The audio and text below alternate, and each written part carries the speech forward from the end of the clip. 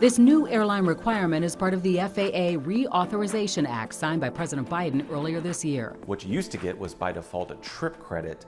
Now you're entitled to a refund, and the refund has to be automatic. Kevin Brassler with Consumers Checkbook says that refund includes things like taxes and if you paid for extras like seat selection. This is a big benefit, and it really does improve things in terms of it eliminates a lot of confusion about what happens when you're entitled to a refund. At the end of the day, that's money that belongs to consumers, and if they paid it for a service that the airlines didn't provide them, then they need to provide a refund. John Breo is with the National Consumers League, a nonprofit consumers advocacy organization. He says the change is specifically for flights originating in the U.S. and notes that rules clearly define how long of a delay will trigger a refund. A significantly delayed flight means a flight where the departure or arrival time is more than 3 hours domestically or 6 hours internationally.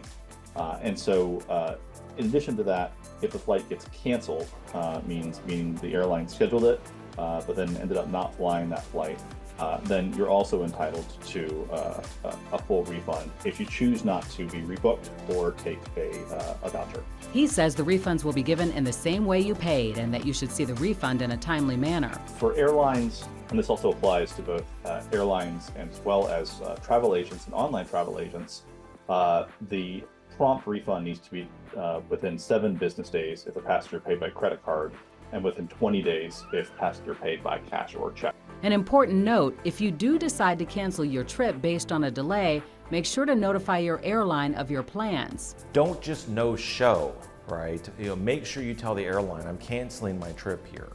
And the reason is if you no-show, different rules might apply. Also changing for families, passengers traveling with small children can no longer be required to pay a fee to sit with their kids. If they want to sit together with their small children, you have to somehow accommodate them without charging them a fee for the privilege of sitting next to their toddler. I've seen seats on international flights that are $95 or more.